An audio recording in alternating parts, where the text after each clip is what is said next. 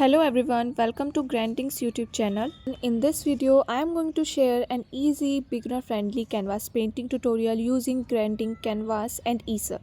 This canvas is already primed, so there is no need to apply gesso. We can paint directly on it. I will start by sketching the composition using my reference image. For this painting, you will need the following colors: orange, yellow, light green, dark green, burnt sienna or brown, black, pink and white. First we will start by painting the background using orange. Then I will blend the colors nicely. After that I will apply pink to create a soft and beautiful background. Next I will add pink and white and blend them smoothly to create a soft background.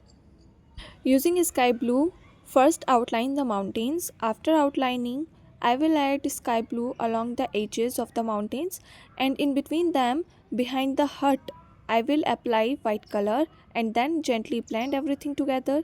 This blend will create a soft foggy effect. This is done. It's time to paint the pathway.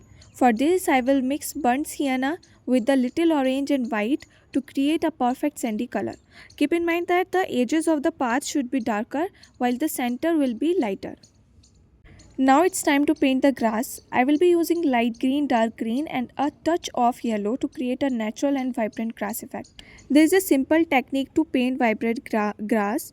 Always start with the darker shade first. I am using dark green here as the base. After that I will add highlight using light green and yellow. I am using an old rough brush to create natural grass and bush texture.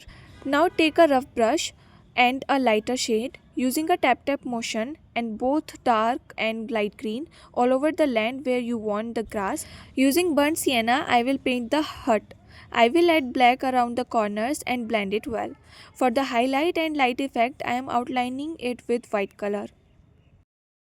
Use same technique here to paint grass.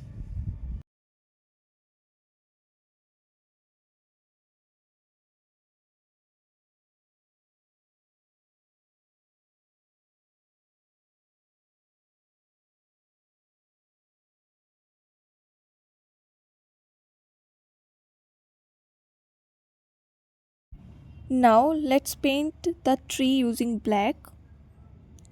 Paint the branches freely without worrying about perfection.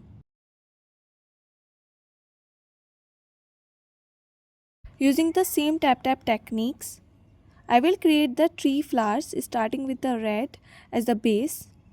Then I will add orange and yellow for highlights, and in a few places I will use the tip of the brush to add fine finishing lines for the leaves.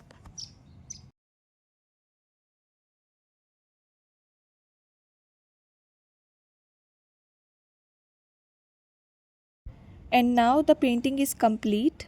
I hope this video helped you in your painting journey. Thank you.